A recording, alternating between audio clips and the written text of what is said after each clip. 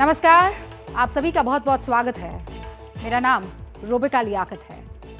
कत्ल, कहानी और किरदार, कंप्लीट मिस्ट्री को सिलसिलेवार तरीके से आपके सामने रखूं, आपसे हर बात शेयर करूं, उससे पहले ये बात आप तक पहुंचानी बहुत जरूरी है।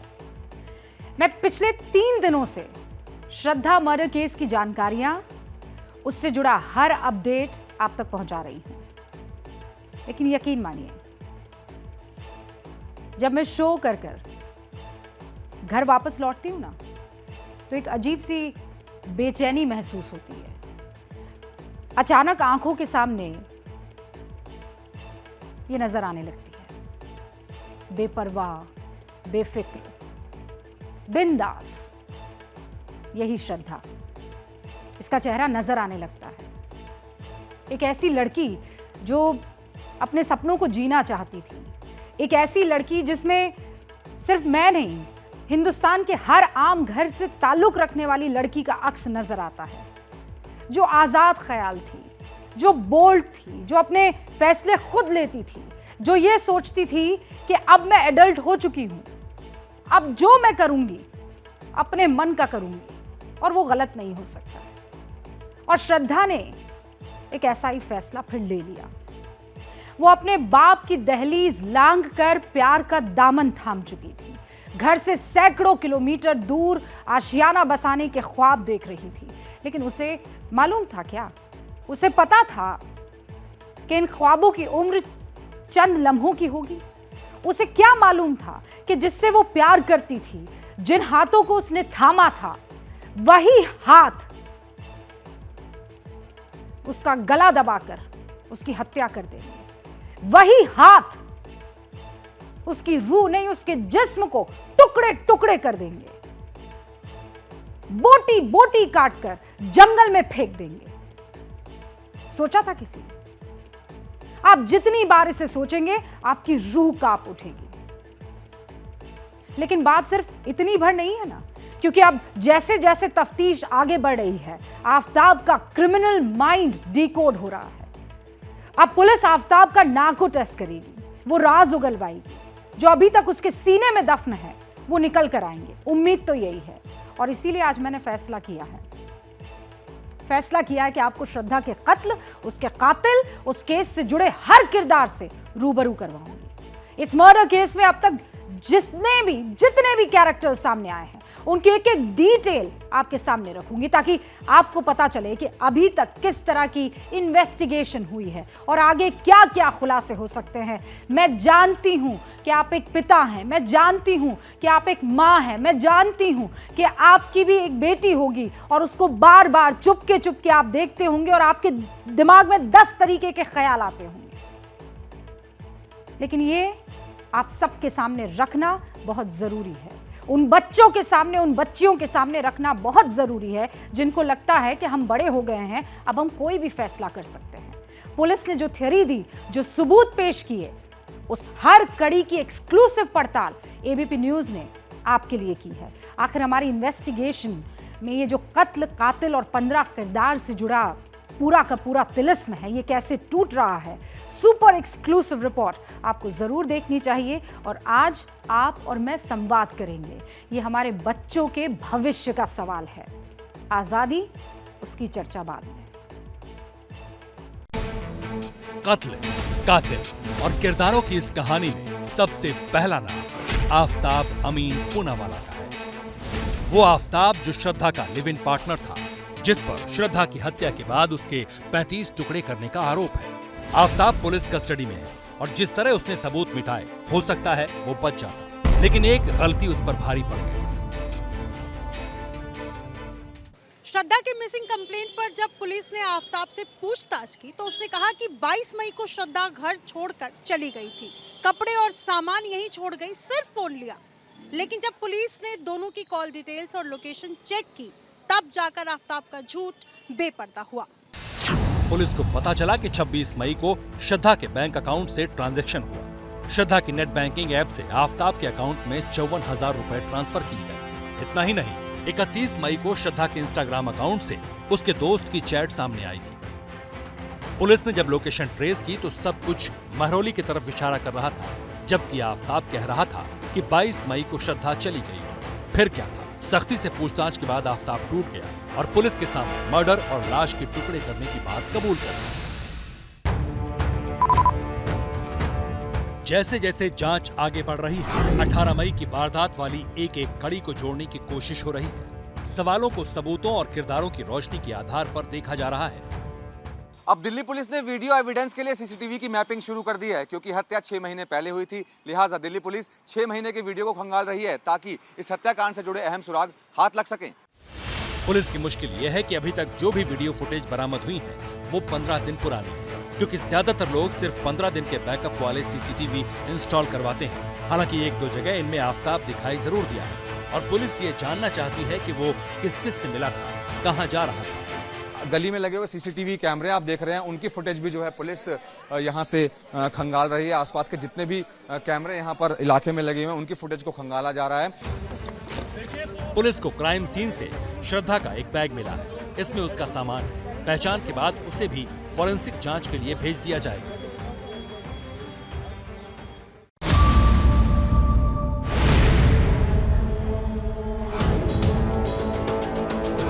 कत्ल की इस कहानी में एक अहम किरदार वो लड़की भी है जो श्रद्धा के कत्ल के 3 हफ्ते बाद ही आफताब के फ्लैट पर आई थी। लेकिन उस लड़की को शायद ये नहीं पता था कि जिस वक्त वो आफताब के फ्लैट पर मौजूद थी, उसी दौरान घर में श्रद्धा की लाश के कुछ टुकड़े भी थे। एक आम इंसान ये सोचकर भी सिहर जाए, लेकिन आफताब के क्रिमिनल माइंड के लिए ये शायद नॉर्मल था। दिल्ली पुलिस के मुताबिक श्रद्धा के कत्ल के बाद आफताब ने डेटिंग ऐप बम्बल फिर यूज किया था। इस ऐप के जरिए उसने एक लड़की से कांटेक्ट किया और अपने घर पर बुलाया। आफताब ने इस लड़की के घर आने से पहले फ्रिज में रखे बॉडी पार्ट्स को कबर्ड में रख दिया। जानकारी यह भी मिली है कि आफताब काली फॉइल में बॉडी पार्ट्स को लपेटकर उन्हें जंगल में फेंकने जाता था।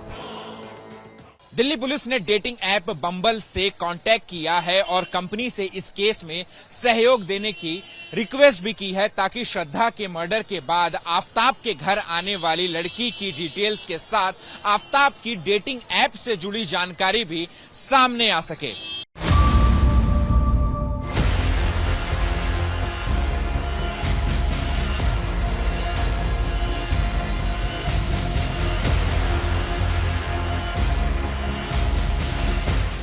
लाल इश्क की खूनी कहानी का एक और किरदार है। नाम है डॉक्टर अनिल कुमार सिंह। श्रद्धा की डेड बॉडी को ठिकाने लगाने के लिए आफताब ने छतरपुर की जिस दुकान से चाकू और डिस्पोजल बैग खरीदे थे, उस दुकान से महज 500 मीटर के फासले पर डॉक्टर अनिल कुमार का क्लिनिक है। मई महीने में जिस वक्त आफताब श्रद्धा की लाश के टुकड़े कर रहा था, ठीक उसी दौरान आफताब का राइट हैंड चाकू से कट गया था, जिसका इलाज कराने आफताब डॉक्टर अनिल कुमार की क्लिनिक पर पहुंचा था। आखिर उस रोज क्या हुआ था, इसकी कहानी और भी रोंगटे खड़े करने वाली है। कुछ आपकी याद में है कि वो आफताब पूना वाला आपके पास आया था? एक्चुअली मई के महीने में आया था। वो मॉर्निंग आवर्स पे आया था, 11-12 का टाइम रहा होगा, और वो सिर्फ इंग्लिश बोल रहा था, हिंदी नहीं बोल रहा था।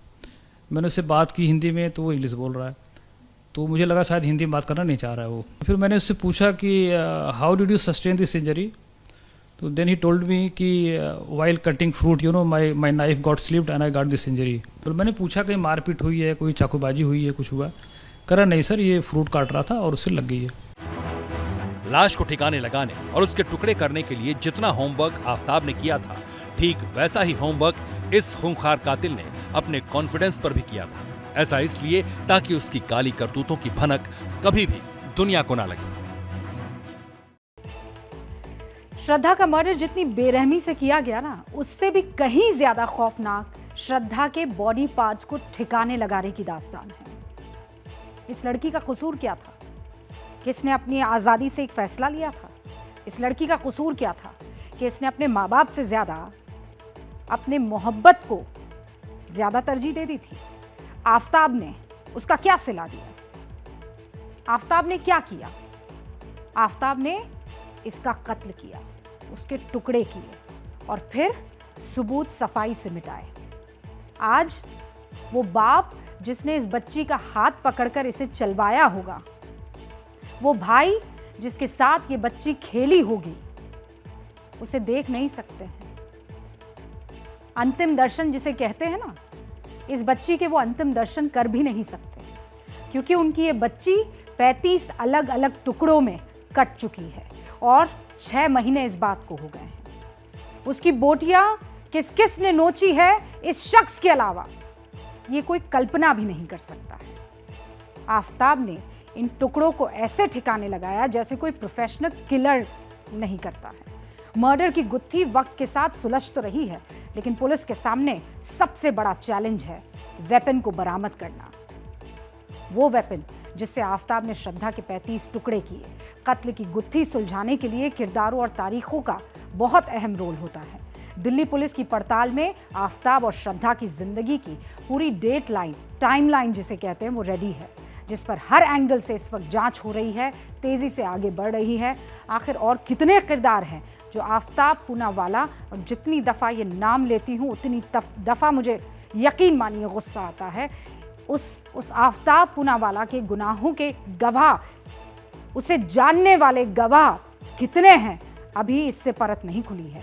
ये किरदार कैसे पुलिस की जांच को अंजाम तक पहुंचा सकते हैं, उसकी एक्सक्लूसिव पड़ताल आपके चैनल एबीपी न्यूज़ ने की है। पड़ताल में निकला क्या, अब ये जान लीजिए। कत्ल की इस गुत्थी को सुलझाने में किरदारों के साथ वक्त और तारीखों का भी अहम रोल है। दिल्ली पुलिस की डायरी में आफताब और श्रद्धा की जिंदगी वाली पूरी टाइमलाइन बन चुकी है।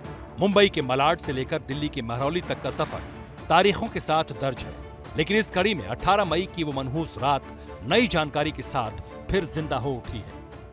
पुलिस पूछताछ में आफताब ने बताया है कि श्रद्धा के साथ 18 मई को कोई उसका पहली बार झगड़ा नहीं हुआ था। ये झगड़े तो रिलेशनशिप में आने के साथ ही शुरू हो गए थे। कई बार दोनों ने ब्रेकअप की प्लानिंग भी कर ली थी और एक बार तो दोनों का ब्रेकअप भी हो चुका था। लेकिन सवाल है, आखिर 18 मई को किन बातों पर झगड़ा हुआ? तो इसे लेकर अब पुलिस के पास 3 थ्योरी। पहली थ्योरी ये कि श्रद्धा आफताब पर शादी का दबाव बना रही थी, मगर वो शादी नहीं करना चाहता था, इसलिए कत्ल कर दिया। दूसरी ये कि श्रद्धा को आफताब के दूसरे रिलेशनशिप के बारे में पता चल गया, इसलिए उसने हमेशा के लिए श्रद्धा की आवाज बंद कर दी। तीसरी थ्योरी ये है, आफताब कत्ल के मकसद से ही श्रद्धा को दिल्ली लाया था और मौका पाकर उसने हत्या कर दी। वो एक एक्सट्रोवर्ट लड़की थी, वो she was a people's person. अब ऐसा किसी इंसान का बिल्कुल एकदम मुरझा सा जाना, बिल्कुल एकदम कट सा जाना, रिजर्व सा हो जाना सवाल पैदा करता है। तो ये 2018 के आसपास से शुरू हो गया, तो 2019 में हमें पता चलता है कि वो आफताब के साथ रिलेशनशिप में आई है। तो 2018 से ही उसके जो व्यक्तित्व में जो बदलाव था वो शायद मुमकिन है कि आफताब की वजह से। श्रद्धा ने ऐसा कुछ साझा किया कि उसके साथ क्या हो रहा है आफताब के साथ रिलेशन में आने पर? शुरुआती दिनों में ऐसा पता चल रहा था कि वो लोग बहुत ही ज़्यादा एक खूबसूरत रिलेशन में हैं, लेकिन कुछ ही समय के बाद ये पता चलता है कि आफताब वॉयलेंट हो रहा है, उसके ऊपर हाथ उठा रहा है। पुलिस सूत्रों का दावा है कि 18 मई की शाम दोनों के बीच झगड़ा हुआ। रात 8 से 10 बजे के बीच श्रद्धा की गला दबाकर हत्या कर दी गई। रात भर बॉडी रूम में ही रही और अगले दिन आफताब आरी और फ्रिज खरीदने गया ताकि लाश के टुकड़े करके उसे ठिकाने लगा सके।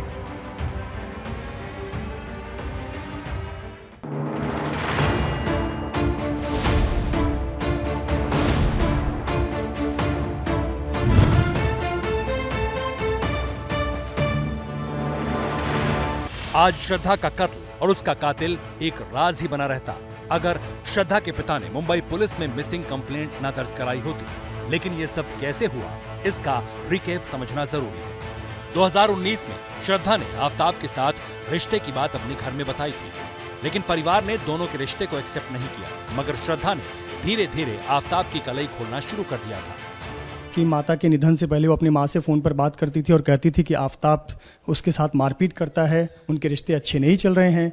श्रद्धा के पिता कहते थे कि वापस घर पर आ जाओ, इस रिश्ते को तोड़ दो। लेकिन आफताब के माफ़ी मांगने के बाद श्रद्धा फिर से आफताब के साथ चली गई और इस घर को हमेशा के लिए छोड़ दिया। दोनों लिव इन रिलेशन में रहते थे। उसके बाद दोनों दिल्ली चले गए। जब श्रद्धा आफताब के साथ दिल्ली चली गई तो पिता ने उससे बात करना छोड़ दिया, लेकिन बेटी के सोशल अकाउंट से उन्हें जानकारी मिलती रहती थी। जब काफी वक्त से श्रद्धा ने अपने दोस्त से बात नहीं की, उसका फोन नहीं लगा, सोशल अकाउंट पर कोई पोस्ट नहीं आई, तो पिता मुंबई पुलिस के पास गए, जहां से तफ्तीश शुरू हुई। उसका एक करीब दोस्त है बचपन का, उसका नाम है लक्ष्मण नाडर। उन्होंने पिताजी को फ़ोन किया सितंबर 2022 में कि वो जो श्रद्धा का फ़ोन कम से कम 2-2.5 महीने से बंद है। तो पिताजी ने लक्ष्मण नाडर को उसके घर पे बुलाया, डिटेल पूछा, तो उसने बोला कि लड़की और वो अब तक साथ में रहते थे, तो लेकिन वो मई महीने से उनका फ़ोन बंद है। तो जरूरी ये बात है कि सच में वो लड़की जिंदा है नहीं है, क्या हुआ क्या नहीं, अपने को इन्फॉर्म लेना जरूर है, ऐसा उन्होंने बता दिया। इमीडिएट उसके पिताजी ने एक एप्लीकेशन डाला था बस, लेकिन हमारे पास ऐसा कुछ सबूत नहीं था कि वह लड़की दिल्ली रहती है और यहाँ रहते हैं। तो हमने सुमोटो हमने मिसिंग दाखिल किया था। 12 अक्टूबर को माणिकपुर पुलिस थाने में श्रद्धा की मिसिंग कंप्लेंट दर्ज हुई और इसके बाद केस दिल्ली ट्रांसफर कर दिया गया।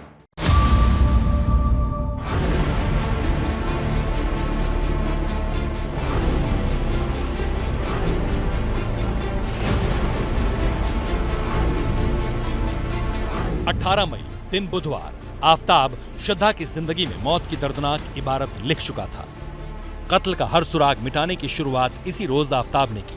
जिस फ्रीजर में श्रद्धा के जिस्म के टुकड़े करीब 3 हफ्तों तक आफताब ने छिपा कर रखे, वो फ्रिज आफताब ने घिनौनी वारदात को अंजाम देने के बाद अगले दिन यानी 19 मई को छतरपुर की एक नामचीन इलेक्ट्रॉनिक शॉप से खरीदा था। कत्ल, कातिल और किरदारों की कड़ी में एक नाम उस सेल्समैन का भी है जिसने 19 मई को आफताब को फ्रिज बेचा था। 19 तारीख को आफताब यहाँ पर आया था, तो क्या कुछ डिमांड थी उसकी? भाई डबल डोर परचेज करके ले गया था फ्रिज 260 लीटर का। क्या कुछ बार्गेनिंग भी की थी उसने या सीधा आते ही डबल डोर फ्रिज मांगा था या बड़ा फ्रिज मांगा था? नहीं, 25 या 300 की बिलिंग की है हमने, पर बार्गेनिंग नहीं की होगी या कुछ याद नहीं है। फ्रिज में ही आफताब ने श्रद्धा का कटा हुआ सिर तक रखा था। सनक ऐसी थी कि रोज आफताब फ्रिज खोलकर श्रद्धा का चेहरा देखा करता था और ठीक रात 2 बजते ही डेड बॉडी के टुकड़ों को जंगल में डिस्पोज करता था। किस तरीके का फ्रिज था, जरा दिखाएंगे आप एक बार? ये 260 लीटर का फ्रिज है, इसमें सिल्वर कलर था। अच्छा। हाँ, डबल डोर का। तो कत्ल की वारदात को अंजाम देने के अगले दिन आफताब यहाँ इस शॉप में पहुंचता है और डबल डोर का बिल्कुल ऐसा ही फ्रिज परचेज करके यहाँ से ले जाता है। आपको बता दें कि इसी फ्रिज के अंदर, इसी तरीके के फ्रिज के अंदर उसने श्रद्धा की लाश को रखा था और लगातार रात को 2 बजे अपने घर से निकलता था और बॉडी के कुछ हिस्से ठिकाने लगाकर वापस घर में आ जाता था।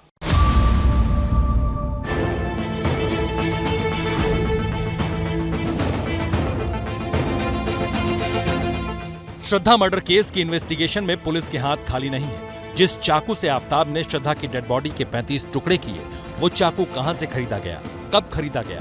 कत्ल की इन कड़ियों की गुत्थी सुलझाने वाला एक और किरदार कैमरे में कैद हुआ। नाम है सुदीप सचदेवा। छतरपुर में सुदीप होम एंड किचन नाम से दुकान चलाते हैं। श्रद्धा के टुकड़े आफताब ने जिस चाकू से किए, वो इसी दुकान से खरीदा गया था। पुलिस वाले उसको लेकर आए थे यहाँ पर, तो उसने ये बयान दिया है कि मैंने 5 महीने पहले यहाँ से एक चाकू खरीदा था और कुछ गार्बेज बैग खरीदे थे। तो बस यही उन्होंने बताया है कि उसने ऐसा बताया है उनको। चाकू के साथ ही आफताब ने इसी दुकान से गार्बेज बैग तक खरीदे थे। इन्हीं बैग्स का इस्तेमाल आफताब श्रद्धा की लाश के टुकड़ों को ठिकाने लगाने में करता था। जो जानकारी मिल रही है उसके मुताबिक आफताब यहाँ पर आया था और कुछ इनमें से कोई एक चाकू, जिस तरीके का भी रहा होगा वो चाकू यहाँ से खरीद कर ले गया था। इसके अलावा वो गार्बेज बैग भी यहाँ से खरीद कर ले गया था। कोई ऐसे ही इतना शातिर नहीं बन जाता है। एक आम लड़के से शातिर क्रिमिनल बनने के लिए आफताब ने अच्छा खासा होमवर्क किया। 18 मई को आफताब ने श्रद्धा को बेरहमी से मारा। सामने श्रद्धा की लाश थी, इसे ठिकाने लगाना था। आफताब के लिए ये सबसे बड़ा चैलेंज था। आफताब दिन भर सोचता रहा कि कैसे लाश को ठिकाने लगाऊं, कैसे पुलिस को चकमा दूं, कैसे किसी को भनक लगे बगैर ये बताने में कामयाब हो जाऊं कि श्रद्धा जिंदा है। श्रद्धा की सोशल मीडिया अकाउंट्स को ऑपरेट किया। आफताब अपनी इस साजिश में वो कामयाब भी रहा, बहुत हद तक कामयाब रहा, लेकिन मुसीबत श्रद्धा के डेड बॉडी को ठिकाने लगाने की थी। पुलिस इन्वेस्टिगेशन में आफताब ने यह कबूल किया है कि श्रद्धा के टुकड़े करने का आइडिया उसे क्राइम बेस्ड वेब सीरीज देखकर आया। खून और फिंगरप्रिंट्स के अलावा मौका वारदात से हर सबूत मिटाने के लिए आफताब ने सोशल साइट्स को बारीकी से खंगाला था। कत्ल की यही गुत्थी और भी किरदारों से जुड़ी है। वो किरदार कौन है, उनके पास आफताब से जुड़ी कितनी जानकारियां हैं और कैसी जानकारियां हैं, इसकी भी पड़ताल हमने की। आखिर इन्वेस्टिगेशन में कैसे चौंकाने वाले खुलासे हुए हैं, अब ये देख लीजिए आप।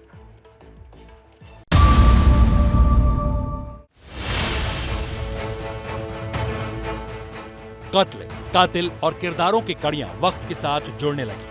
तफ्तीश में आफताब के कई चौंकाने वाले राज बेपर्दा होने लगे। श्रद्धा की डेड बॉडी को ठिकाने लगाने के लिए आफताब ने एक अलग फ्लैट तक किराए पर लिया था। आफताब जितना क्रूर है उससे कहीं ज्यादा चालाक। श्रद्धा की डेड बॉडी के टुकड़े को आफताब ने मेहरौली के जिस जंगल में फेंका था, उसी जंगल के करीब आफताब ने नया फ्लैट किराए पर लिया था। इसके पीछे भी एक बड़ा मकसद था। मकसद श्रद्धा के बॉडी पार्ट्स को आसानी से ठिकाने लगाना और पुलिस को गुमराह करना था। हैरानी यह भी है कि जो फ्लैट आफताब ने किराए पर लिया था, उसके मालिक ने किराया लेने के बाद आफताब का पुलिस वेरिफिकेशन तक नहीं कराया था। ये सारी गलती पुलिस की है। पुलिस वेरिफिकेशन क्यों नहीं करती है? कोई भी रेंटर आते हैं तो ऐसे ही आप हवा में रख लेते हो। उनकी वीजा, उनकी पासपोर्ट क्यों नहीं देखी जाती है? तो ये सारी गलती तो पुलिस की है। अब पुलिस ये भी जांच कर रही है कि क्या आफताब ने मकान लेते वक्त अपना धर्म छिपाया था। श्रद्धा मर्डर केस की हर कड़ी हाड़ कांपाने वाली है। 3 साल तक जिस आफताब के साथ श्रद्धा लिव इन में रही, उसके इरादे, उसकी सोच और उसकी सनक की भनक तक श्रद्धा को नहीं लगी। बताते हैं कि श्रद्धा को घूमने फिरने का शौक था। कत्ल, कातिल और किरदारों की पहेली में एक नाम श्रद्धा के इसी शौक से जुड़ा है। ये नाम है बद्री का। वो बद्री जिसकी पुलिस को शिद्दत से तलाश है। पुलिस के सामने आफताब पूनावाला ने बद्री से जुड़े कई राज उगले। दिल्ली आने से पहले आफताब श्रद्धा को लेकर हिमाचल प्रदेश के टूर पर गया था। यहीं आफताब की बद्री से मुलाकात हुई। ये बद्री ही था जिसने आफताब को मेहरौली में किराए का मकान दिलाने में मदद की थी। जिस बद्री की तलाश दिल्ली पुलिस को है, वो बद्री छतरपुर इलाके में रहता था। आफताब और श्रद्धा बद्री के कहने पर ही छतरपुर में रहने लगे थे। किराए पर कमरा लेने से पहले दोनों कुछ दिन बद्री के घर भी ठहरे थे। श्रद्धा हत्याकांड में बद्री कई दबेराज खोल सकता है, लेकिन आफताब को श्रद्धा के टुकड़े करने का आइडिया कहां से आया, ये कहानी और डरावनी है। आफताब आता था और वो जो श्रद्धा के बॉडी के टुकड़े हैं, जो उसने टुकड़े किए थे फ्रीज में रखकर, उसे वो फेंकता था। अब देखिए ये जंगल, देखिए ये जंगल मैं आपको दिखा रहा हूं। यहां आप दिन में भी आएंगे तो डर जाएंगे। देखिए एकदम कटीले पेड़ हैं। यहाँ दिन में भी अगर आते हैं आप तो डर जाएंगे। अभी शाम का वक्त है, यहाँ एक भी आदमी आपको दिखेगा नहीं, क्योंकि इसके बगल में शमशान घाट है। और ऐसे ही टुकड़े यहाँ फेंके गए थे। और कुछ लोगों ने कहा था कि अभी सभी टुकड़े नहीं मिले हैं। तो ऐसे में इस जंगल में आना रात को 2 बजे 3 बजे होगा। ये देख रहे हैं आप, मैं अगर इस रास्ते में चलूंगा तो इसी तरह से ये डगालें मेरे चेहरे पर आ रही हैं। और फिर ये शाम के वक्त में ही यहाँ डर लग रहा है 2-3 बजे कोई कैसे आ सकता है। श्रद्धा के टुकड़े करने का आइडिया आफताब पूनावाला को कहां से आया? पुलिस इन्वेस्टिगेशन में इन सवालों का तिलिस्म भी टूटा है। आफताब ने कबूला है कि श्रद्धा की डेड बॉडी उसके लिए सिरदर्द बन गई थी। डेड बॉडी से छुटकारा पाने का आइडिया आफताब ने वेब सीरीज और क्राइम शो से सीखा था। खासकर अमेरिकन सीरीज डेक्स्टर को आफताब ने कई बार देखा। डेक्स्टर सीरीज के 8 सीजन के 96 एपिसोड कई बार आफताब ने देखे। और इसी सीरीज से डेड बॉडी को ठिकाने लगाने का आइडिया आफताब के दिमाग में आया था। वहीं गूगल के जरिए उसने खून साफ करने का तरीका भी ढूंढ निकाला। उसने सोडियम हाइपोक्लोराइड का इस्तेमाल किया था। सिर्फ मैं नहीं हूँ, या मास्टर स्ट्रोक की टीम नहीं है, या एबीपी नेटवर्क नहीं है। पूरा देश इस वक्त चाहता है कि आफताब को फांसी से भी ज्यादा खतरनाक सजा मिले। लेकिन मुझे श्रद्धा से भी बात करनी है, क्योंकि मेरी शिकायत श्रद्धा से भी है। और ये शिकायत श्रद्धा तुमसे इसलिए है क्योंकि 25 साल तक जिन माँ बाप ने तुम्हें कलेजे से लगा कर रखा, तुम जिनका जिगर का टुकड़ा थी, जिनका हाथ पकड़कर 25 साल तक तुम अपनी जिंदगी का हर लुत्फ उठा रही थी, इस आफताब को जाने कुछ महीने ही हुए थे। इससे मोहब्बत हुए तुम्हें कुछ ही महीने हुए थे। तुमने उस 25 साल की मोहब्बत को दरकिनार कर दिया। तुम तो बच्ची थी ना उनकी। तुम अपने माँ बाप से झगड़ती, जिद करती, उनका हाथ पकड़कर कहती कि जब तक आप नहीं मानोगे मैं ये घर नहीं छोड़ूंगी, मैं आपका हाथ नहीं छोड़ूंगी। लेकिन तुमने ऐसा किया श्रद्धा, और फिर इस लड़के ने तुम्हारे साथ जो किया वो सिर्फ हमारा कलेजा सिर्फ सोच सोच कर कांपने लगता है। हर उस लड़की से आज मैं मास्टर स्ट्रोक के जरिए ये कहना चाहती हूं, अगर ऐसा कोई कदम उठा रही हो तो फिर अपने माँ बाप की तरफ देखना और फिर आज की स्टोरी को बार बार देखना। कदम वो मत उठाना कि इंसानियत कांपने लगे। अब आगे बढ़ रही हूं। मास्टर स्ट्रोक में कुछ और खबरें भी बतानी है आपको। प्रधानमंत्री नरेंद्र मोदी, बाली में G20 का शिखर सम्मेलन खत्म हो चुका है। प्रधानमंत्री नरेंद्र मोदी ने डिप्लोमेसी का डंका अब भी पूरी दुनिया में सबके सामने रखा है और वो डंका बज रहा है। बाली में G20 का शिखर सम्मेलन, उसके इर्द गिर्द 2 दिनों तक चले बैठकों के दौर और कार्यक्रमों में हर एक वर्ल्ड लीडर ने प्रधानमंत्री नरेंद्र मोदी की तरफ अपना इंटरेस्ट जताया, वो कायल नजर आया। इसकी वजह भारत की परंपरा है। पीएम मोदी का अमन और तरक्की वाला विजन है। भारत से संस्कृत और संस्कृति का रिश्ता रखने वाले बाली में पीएम मोदी ने जब नेताओं को तोहफे दिए तो उसमें भी पीएम की इस सोच की झलक दिखाई पड़ी। इतराते हुए, अपनी परंपरा को जतलाते हुए कैसे उन्होंने हिंदुस्तान का एक बार फिर से डंका बजाया, इस रिपोर्ट में देखिए।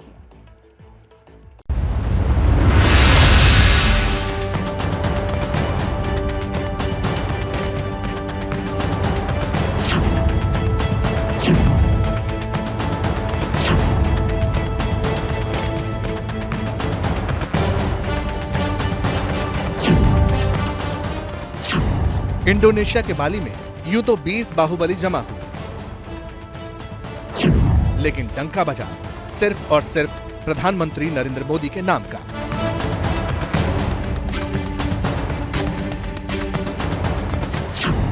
सिर्फ और सिर्फ भारत के नाम का,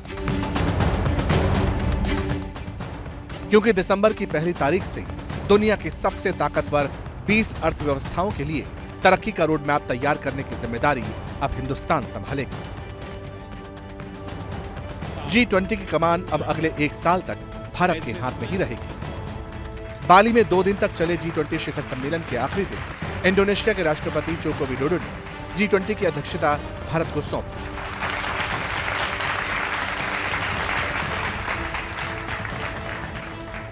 ये वो मौका था जब दुनिया ने जियोपॉलिटिक्स में हिंदुस्तान की बढ़ती ताकत देखी और पीएम मोदी ने इसी मंच से दुनिया के विकास का एजेंडा भी क्लियर कर दिया।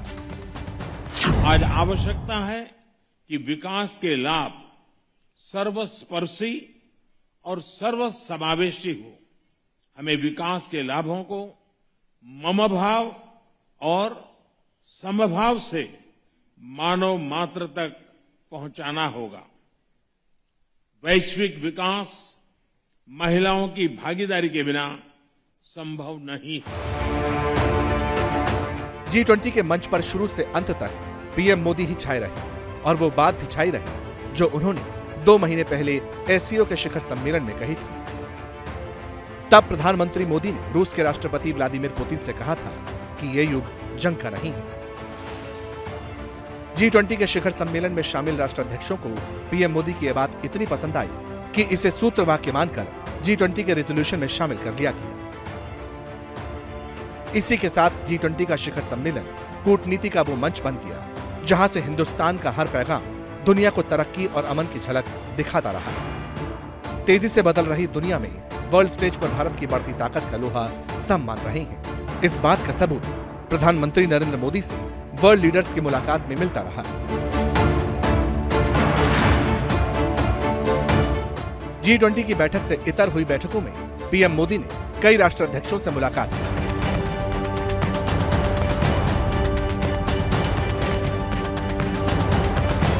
अमन और विकास की बात की। इसके साथ ही गुजरात और हिमाचल के कारीगरों के हाथों बनाए गए यादगार तोहफे देकर दुनिया को हिंदुस्तानी कला, संस्कृति और आध्यात्म की शक्ति का भी एहसास करा दिया। ब्रिटेन के प्रधानमंत्री ऋषि सुनक से द्विपक्षीय बातचीत के बाद पीएम मोदी ने उन्हें देवी मां की पेंटिंग दी। हैंडमेड कपड़े पर बने देवी के इस चित्र को मातानी पछड़ी कहा जाता है।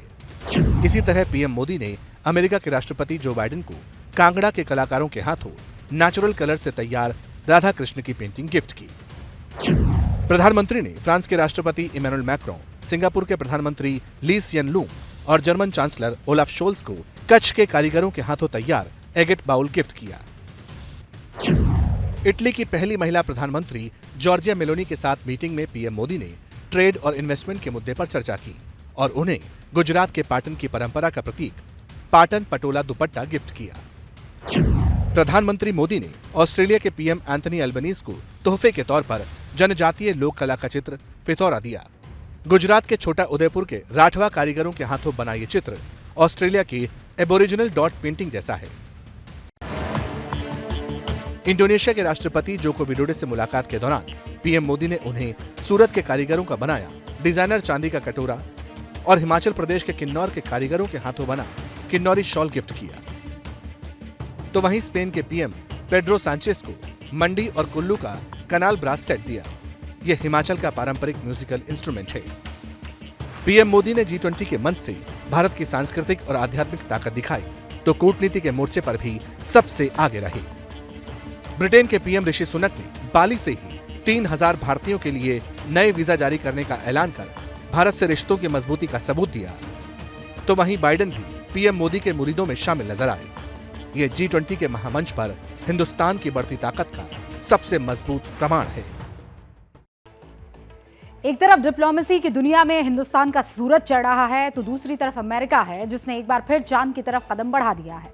अमेरिकी स्पेस एजेंसी नासा ने अपना मून मिशन आर्टेमिस 1 लॉन्च कर दिया है।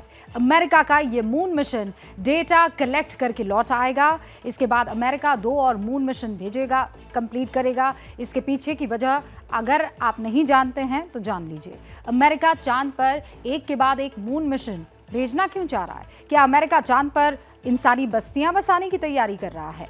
रिपोर्ट में आपको सब जवाब मिलेंगे। 50 साल के इंतजार के बाद अमेरिकी स्पेस एजेंसी नासा ने मिशन मून को एक बार फिर रफ्तार दे दी है। 1 boosters ignition and lift-off of Artemis 1. NASA के मून मिशन आर्टेमिस 1 ने फ्लोरिडा के केनेडी स्पेस सेंटर से भारतीय समय के मुताबिक दोपहर 12:17 पर उड़ान भरी और लॉन्च के कुछ ही मिनट बाद ही रॉकेट के अपर स्टेज ने ओरियन स्पेसक्राफ्ट को चांद की तरफ छोड़ दिया। The 4 core stage engines are back at maximum thrust. Artemis 1 42 दिन 3 घंटे 20 मिनट तक चंद्रमा का चक्कर लगाएगा। ये रेट्रोग्रेड ऑर्बिट में चांद का चक्कर लगाएगा, यानी इसकी दिशा चंद्रमा के घूमने की दिशा के ठीक विपरीत होगी। आर्टेमिस 1 एक बार में 21 लाख किलोमीटर की यात्रा करेगा और सैन डिएगो के पास प्रशांत महासागर में लैंड करेगा। 5 वापसी के समय इसकी रफ्तार 40,000 किलोमीटर प्रति घंटा के आसपास होगी, जिसे अलग अलग पैराशूट की मदद से इसकी स्पीड 32 किलोमीटर प्रति घंटा तक पहुंचाई जाएगी और प्रशांत महासागर में इसे रिकवर कर लिया जाएगा। इस अनमैन्ड मिशन के लिए नासा ने दुनिया का सबसे ताकतवर रॉकेट SLS इस्तेमाल किया है।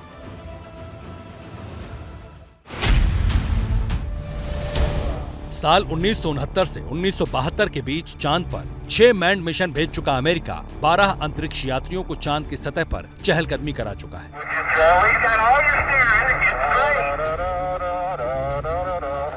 चांद से मिट्टी और पत्थर तक ला चुका है।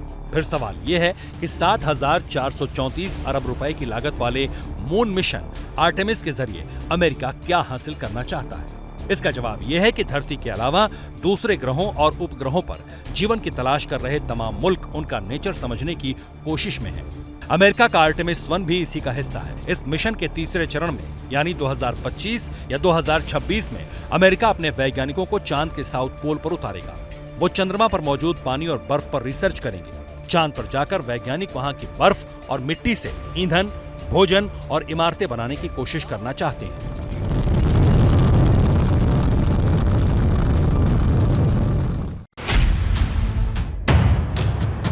सवाल यह है कि क्या चांद पर वाकई इंसानी बस्तियां बसाई जा सकती हैं? इस सवाल के जवाब तक पहुंचने के लिए खुरदुरी सतह वाले चंद्रमा को ठीक से समझना पड़ेगा, जहां एक दिन धरती के 2 हफ्ते जितना लंबा होता है, रात भी उतनी ही लंबी होती है और तापमान में भारी उतार चढ़ाव भी होता रहता है। दिन में पारा 127 डिग्री सेल्सियस के आसपास होता है तो रात का तापमान 0 से 183 डिग्री सेल्सियस नीचे तक पहुंच जाता है। एक तरफ ये परेशानी है तो दूसरी तरफ हीलियम, नियॉन और ऑर्गेन जैसी गैसों के चलते वायुमंडल काफी हल्का है। औसत गुरुत्वाकर्षण धरती के मुकाबले 6 गुना कम तो है, लेकिन पहाड़ों, घाटियों और चंद्रमा की आंतरिक बनावट के चलते ये भी हर जगह एक जैसा नहीं है। चुनौतियां इतनी हैं कि अमूमन शांत रहने वाले चांद की सतह पर और सूर्यास्त के समय धूल का गुबार उठता रहता है। ये हालात चंद्रमा पर इंसानी बस्तियों की उम्मीदों पर काले बादल जैसे हैं, लेकिन हमारी साइंस इन्हीं मुश्किलों में अपनी राह निकालने की कोशिश कर रही है। और इस वक्त एक बड़ी खबर आ रही है हिमाचल प्रदेश से। ये खबर आ रही है जहां कई इलाकों में भूकंप के झटके महसूस किए गए हैं। हिमाचल प्रदेश की मंडी में भूकंप का केंद्र बताया जा रहा है। भूकंप के झटके इस वक्त हिमाचल प्रदेश में 9:32 पर महसूस किए गए हैं। अंकित गुप्ता मेरे सहयोगी मेरे साथ जुड़ चुके हैं, उनका रुख करते हैं। अंकित, जानमाल के नुकसान की तो खबर नहीं? नहीं है, क्योंकि भूकंप की जो तीव्रता दर्ज की गई है वो 4.1 रिक्टर पैमाने पर दर्ज की गई है। लेकिन जो इसका झटके जो महसूस किए गए हैं वो खास तौर पर मंडी और उसके आसपास के इलाके, जिसमें जो है कांगड़ा है, जिसमें पालमपुर है, हमीरपुर, ये वो इलाके हैं जहां पर ज्यादा झटके दर्ज किए गए हैं। चंडीगढ़ लुधियाना तक इसके झटके महसूस किए गए हैं, लेकिन जो कि इसके डेप्थ कम थी, यानी कि जमीन से गहराई कम थी, 5 किलोमीटर पर का केंद्र था जमीन के नीचे, इस वजह से इसका जो है बहुत दूर तक उतना असर तो नहीं है। लेकिन हाँ, जहां पर इसका केंद्र था यानी कि मंडी, उसके आसपास के इलाकों में जो जिले हैं वहां पर जरूर जो है इसके तेज झटके महसूस किए गए। आप बता रहे हैं भूकंप की तीव्रता 4.1 थी और ये मंडी के आसपास के इलाके जहां पर इन झटकों को महसूस किया गया है। हम तस्वीरों का इंतजार करेंगे। अंकित, बहुत बहुत शुक्रिया बड़ी खबर हम तक पहुंचाने के लिए। हिमाचल प्रदेश में अभी चुनाव हुए हैं, 8 तारीख को फैसला आना है, लेकिन इस वक्त खबर ये मिल रही है कि हिमाचल प्रदेश में भूकंप के झटके महसूस किए गए हैं। हिमाचल और पंजाब में ये भूकंप के झटके महसूस किए गए हैं। अंकित, मैं आपका शुक्रिया करूं उससे पहले, पंजाब में भी इन भूकंप के झटकों को महसूस किया गया है? जी निश्चित पर इसमें जो है कुछ इलाके हैं जो चंडीगढ़ का, लुधियाना का, जालंधर का, होशियारपुर, ये वो इलाके हैं, पठानकोट, ये जो अगर हम बात करते हैं तो ये कुछ ऐसे इलाके हैं जहां पर ये झटके महसूस किए गए। लेकिन जिस बात का मैं जिक्र कर रहा था, क्योंकि जमीन के ज्यादा नीचे का केंद्र नहीं था, लिहाजा झटकों की जो तीव्रता होती है वो जैसे जैसे दूर के इलाके पहुंचते हैं वहां पर कम होती जाती है। इसी वजह से अगर हम बात करें इसके असर की, तो खास तौर पर जो है शिमला या फिर और जो आसपास के इलाके हैं, जैसे हमीरपुर हो गया, कांगड़ा हो गया, पालमपुर हो गया, धर्मशाला हो गया, ये आसपास के इलाकों में तो ज्यादा तेजी से महसूस किए गए। लेकिन चंडीगढ़ या फिर उसके आसपास के यानी कि पंजाब के इलाकों की बात करें तो वहां पर इतनी ज्यादा तीव्रता से नहीं पहुंचे हैं, क्योंकि जमीन से इसकी गहराई कम थी। इस वजह से ये जो जहां केंद्र होता है उसके आसपास तो महसूस किए जा सकते हैं, लेकिन जैसे जैसे दूरी बढ़ती जाती है झटकों की तीव्रता कम होती जाती है। अंकित, ये पहली दफा तो नहीं है, मेरे ख्याल से कुछ दिनों में ये तीसरी मर्तबा है जब हम इस तरीके से भूकंप को लेकर बात कर रहे हैं। इसके कुछ माने हैं या साइंटिस्ट ये मानते हैं कि ये नॉर्मल है? रूबिका, अगर हम बात करें 9 तारीख से लेकर के आज तक, यानी कि जो है पिछले एक हफ्ते की बात करें तो लगातार इस तरीके की खबरें सामने आ रही हैं। हालांकि जो अधिकतर खबरें सामने आई हैं वो आई हैं नेपाल और भारत की जो सीमा है पिथौरागढ़ के आसपास उन इलाकों से। लेकिन हिमाचल में इस तरीके के जो है अभी हाल फिलहाल में झटके दर्ज नहीं किए गए थे। लेकिन आज जो ये भूकंप दर्ज किया गया है ये इस बात की ओर इशारा जरूर कर रहा है, इस बात का जिक्र भूवैज्ञानिक भी कर रहे हैं कि भारत के नीचे इस वक्त जो इंडियन जो प्लेट्स हैं उनमें काफी हलचल है और इसी वजह से ये झटके दर्ज किए जा रहे हैं। बात की जाए जहां पर इससे नेपाल की, तो जहां पर उससे पहले भूकंप के झटके दर्ज किए जा रहे थे लगातार, उन जगहों पर लगातार भूकंप के झटके आ रहे हैं। लेकिन जो भूवैज्ञानिक है उनका ये कहना है कि नेपाल और चीन के नीचे यूरेशियन प्लेट्स होती हैं और इंडियन यानी कि भारत के नीचे जो जमीन है उसके नीचे इंडियन प्लेट्स होती हैं, उनमें ये टकराव चल रहा है। ये एक्टिविटी जो है इस वक्त इंडियन प्लेट्स में ज्यादा दिख रही है, वो टेक्टोनिक एक्टिविटीज जो है वो यहाँ पर इस वक्त ज्यादा दिखाई दे रही है। अंकित, बहुत बहुत शुक्रिया जानकारी के लिए। लेकिन आगे बढ़ें उससे पहले मैं आपको ये बता देना चाहती हूँ कि एबीपी न्यूज़ के सभी वीडियोस अगर आपको देखने हैं, खबर अगर आपको पढ़नी है तो प्लीज डाउनलोड कर लीजिए abplive.com। जैसे ही घड़ी का काटा दोपहर 2:30 पे आए, बबीता जी का दिल सास बहू साजिश के लिए मचल जाए। और ये है इनकी बहू, पूरे दिन ऑफिस की टेंशन हो जाए गॉन जब ये करें अपना फेवरेट शो फ्री टाइम पे ऑन। इनकी तरह आप भी देखिए अपना फेवरेट शो अपने टाइम पर और डाउनलोड कीजिए एबीपी लाइव ऐप अपने स्मार्ट टीवी पर।